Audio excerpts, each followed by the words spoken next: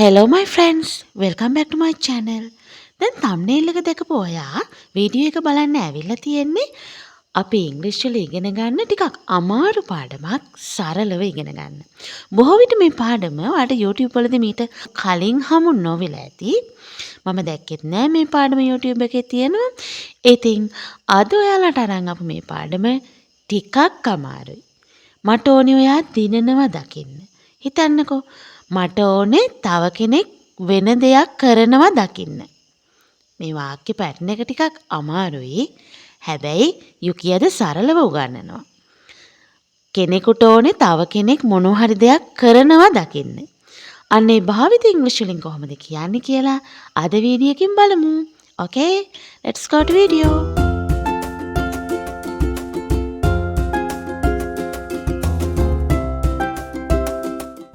දැන් හිතන්නකෝ මෙහෙම අපි කියන්නේ කොහොමද මට දැන් යන්න ඕනේ. මට ඕනේ දැන් යන්න. මේ භාවිතය හරිය ලේසියිනේ. I want to go now. මට ඕනේ දැන් යන්න. I want to go now. දැන් ඔයාලා මේ භාවිතය දන්නවා. අපි නම් කලින් කතා කරලා නැහැ. නමුත් කතා කරමු. මට ඕනේ දැන් යන්න. I want to go now. මට ඕනේ ඔයා දැන් යන්න. අන්න ඒක කොහොමද කියන්නේ? මට ඕනේ ඔයා දැන් යන්නයි. එතකොට I want you to go now. I want you to go now.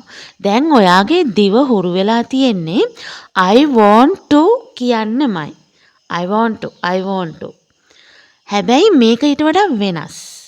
මේක අලුත් භාවිතයක් වඩා නුහුරුයි.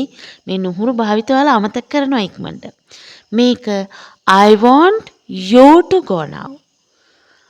want ගාවට to යොදන්නේ නැහැ. මට ඕනේ ඔයා දිනනවා දකින්න. එතකොට ඔයා කියන භාවිතය ඔයා යනවා දකින්න. එතකොට I want you to go now.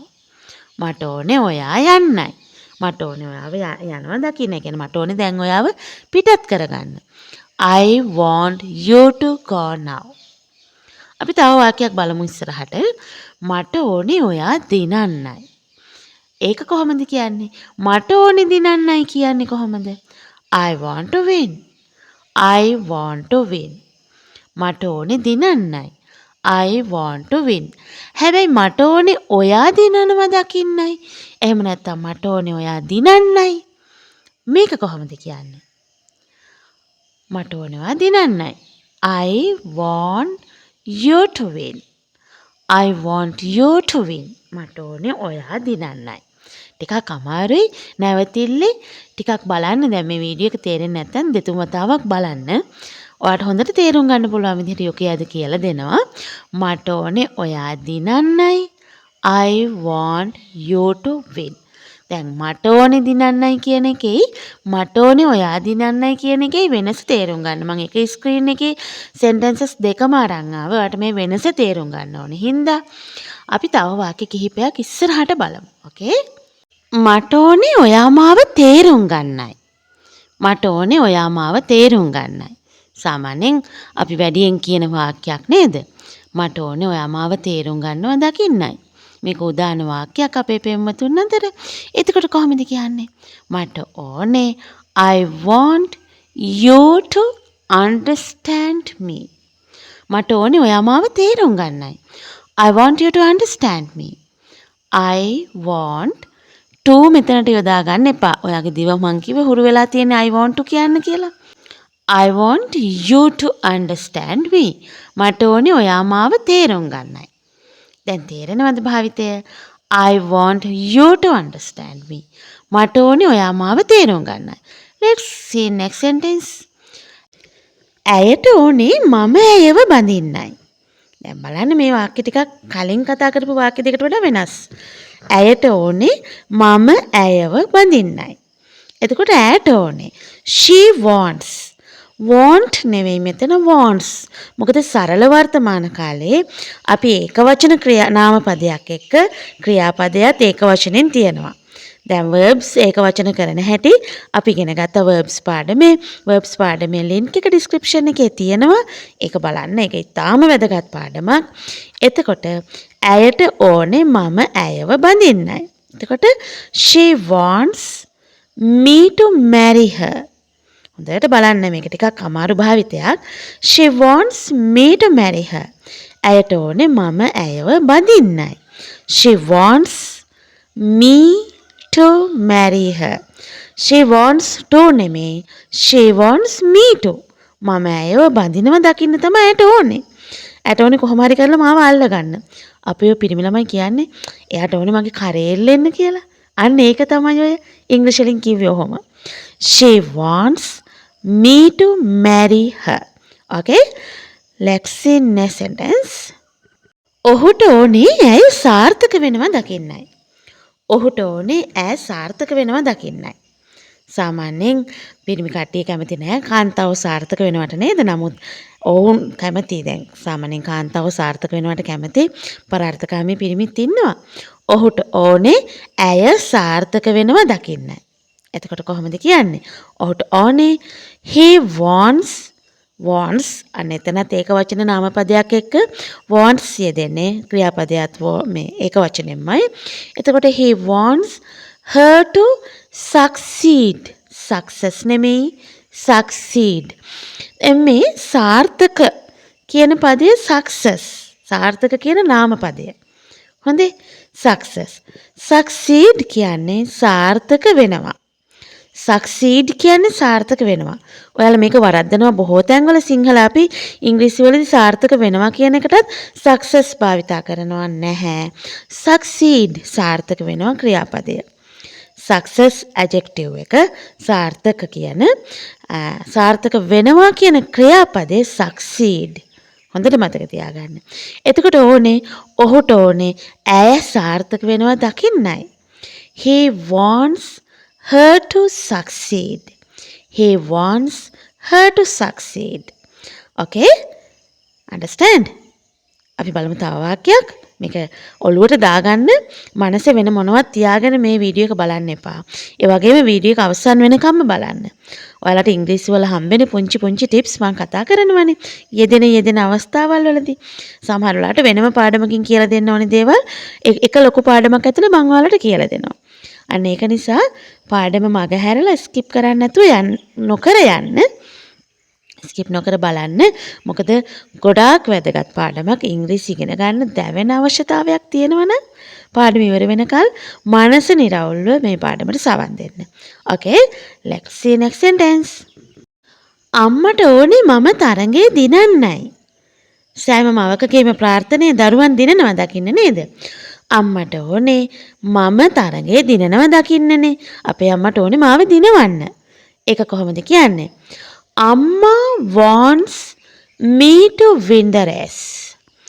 Amma wants me to win the race. අම්මට ඕනේ මම එක්සෑම් පාස් වෙනවා දකින්නයි. කියන්න බලන්න වාක්‍ය හදන්න තනියම.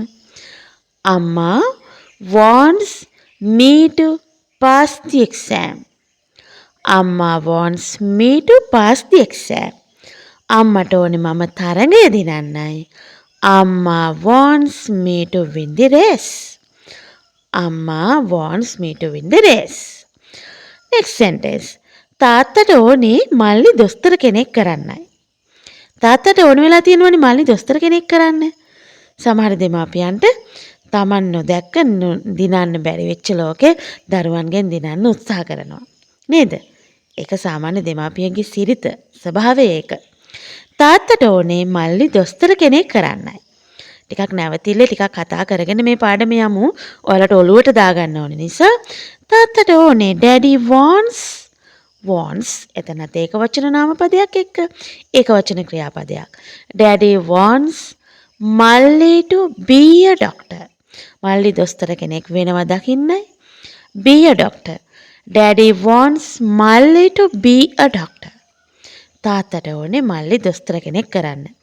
තේරෙනවද වාක්‍ය පැටර්න් එක දැන්? තේරෙනවද නැද්ද? මේක ඔයාලගේ අදහස් මට අනිවාර්යෙන් ඕනේ මේ වීඩියෝ එකේ. ඔයාලගේ කමෙන්ට් නිතරම බලාපොරොත්තු වෙනවනේ යුකි. ඔයාලගේ කමෙන්ට් මත ගොඩාක් යැපෙනවා මගේ channel එක. ඔයාලට තේරෙන්නේ නැත්නම් නැවත වතාවක් අපි මේ පාඩම කරමු. තාත්තට ඕනේ මල්ලිව දොස්තර කෙනෙක් කරන්න.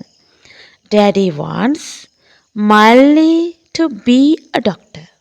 මල්ලි දොස්තර කෙනෙක් වෙනවා දකින්න තමයි තාත්තා කැමති. Okay, let's see next sentence. මට ඕනේ මගේ දෙමාපියන් දීර්ඝායුෂ විඳින්නයි. සෑම දරුවෙක්ගේම ප්‍රාර්ථනය නේද? මට ඕනේ මගේ දෙමාපියන් දීර්ඝායුෂ විඳින්නයි. මට ඕනේ මගේ අම්මයි තාත්තයි ටික වැඩි කාලයක් මටත් වඩා කල් ජීවත් වෙන්න. අපි කියනවා එහෙම. ඒක තමයි ප්‍රාර්ථනය. එතකොට I want අනේ එතනට wants නෙමෙයි. මොකද I කියන්නේ මම කියන්නේ උත්තම පුරුෂයි. එතකොට ඉංග්‍රීසි වල මම කියන්නේ බහුවචනයක්. මම සහ ඔබ කියන්නේ බහුවචනයක් විදිහට තමයි ගණන් ගන්නෙ. එතකොට ඒක නියතයක්. එතකොට I want මට ඕනේ my parents to live long. දීර්ඝායුෂ විඳිනවා. දීර්ඝ කාලයක් ජීවත් වෙනවා. I want my parents to live long. මට ඕනේ මගේ අම්මයි තාත්තයි මගේ දෙමාපියෝ දෙන්න දීර්ඝායුෂ විඳිනවා දකින්න. I want my parents to live long. Live long. එක ළඟ කියන්න අමාරුයි ලයිනු දෙකක්. Live long. I want my parents to live long. මට ඕනේ මගේ දෙමාපියෝ දෙන්න දීර්ඝ කාලයක් ජීවත් වෙන්නයි. දීර්ඝායුෂ විඳින්නයි. දැන් තේරෙනවද වාක්‍ය පැටර්න් එක? ඔයාලට හිතෙන වාක්‍යයක් බලහෙන් කමෙන්ට් කරන්න. ඕකේ? මට ඕනේ ඔයා මේ චෙක් ටික අස්සම් කරන්න. මට ඕනේ ඔයා මේ චෙක් ටික අස්සම් කරන්න. බොස්ට අපි කියනවා බොස් මට ඕනේ ඔයාට කියලා මේ චෙක් ටික අස්සම් කරගන්න. එතකොට කොහොමද කියන්නේ? I want you to sign this check. I want you to sign this check. දැන් check කියන එකට ස්පෙලිංස් බලන්න. check කියන විදිය ශබ්ද වෙන විදිහටම ලියවෙන්නේ නැහැ. check කියනකොට QUE CHE U අකුරක් වැඩියෙන් තියෙනවා. සමහර වෙලාවට ඉංග්‍රීසි වල එක එක නීති නේද? එක එක විදි. එතකොට මට ඕනේ ඔයා check අස්සම් කරන්නයි. I want you to sign this check. I want you to sign this check. මට ඕනේ ඔයා මේ check ටික අස්සම් කරන්න. තේරෙනව නේද වාක්‍ය පැටර්න් එක? I want to කියලා අපේ දිව හුරු වෙලා තිබ්බට තව කෙනෙක් ලව්ව මොන හරි කරගන්න ඕනේ වෙනකොට අපි එහෙම කියන්නේ නැහැ. පාකිස්තානුවන්ට ඕනේ ශ්‍රී ලංකාව මැච් එක දිනන්නයි. සාමාන්‍යයෙන් ඉන්දියාවත් එක්ක අපි මැච් එකක් ප්ලේ කරද්දී පාකිස්තානුවන්ට ඕනේ අපි දිනනවා දකින්න. normally ඒක සාමාන්‍ය දෙයක්. ඒ රටවල් දෙක අතර තියෙන විරසකයක් නිසා. පාකිස්තානුවන්ට ඕනේ Pakistanis want. පාකිස්තානුවන් කියන්නේ බහුවචනයක්. ඒ නිසා want. Pakistanis want Sri Lanka to win the match. Pakistanis want Sri Lanka to win the match. ශ්‍රී ලාංකිකයන් කියන්නත් පුළුවන් ශ්‍රී Lankan to win the match කියලා. පාකිස්තානුවන්ට ඕනේ ශ්‍රී ලංකාව මැච් එක දිනන්නයි. Pakistanis want Sri Lanka to win the match. තේරෙනව නේද? ඕනේ තරම් මේ වගේ වාක්‍ය වලට හදාගන්න පුළුවන්. Let's see next sentence. ඔහුට ඕනේ මම ඔහු එක්ක එන්නයි. ඔහුට ඕනේ මම ඔහු එක්ක එන්නයි. සාමාන්‍යයෙන් කියනවා මේ වගේ වාක්‍ය. එතකොට he want නෙමෙයි wants.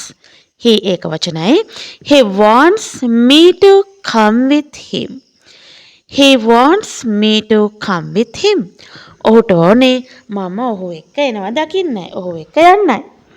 he wants me to come with him. මම ටිකක් නැවතිල්ල ටිකක් වෙලාව අරන් මේ පාඩම වලට කරන්නේ සෑම වාක්‍යයක්ම ඒ වගේම මේ වාක්‍ය පැටර්න් එකේ තියරි එක ඔයාලගේ ඔළුවට යන්න ඕනේ හින්දා. ඔයාලත් මාත් එක්ක හරිම නිදහස් මනසකින් මේ වීඩියෝ එකත් එක්ක රැඳිලා ඉන්න ඕනේ.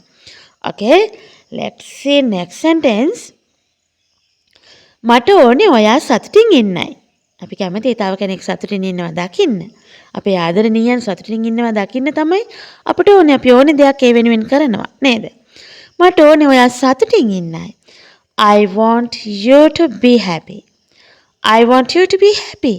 මට ඕනේ ඔයා සතුටින් ඉන්නයි. සතුටින් ඉන්නවා දකින්නයි. තේරෙනවද දැන් මේ වාක්‍ය පැටර්න් එක?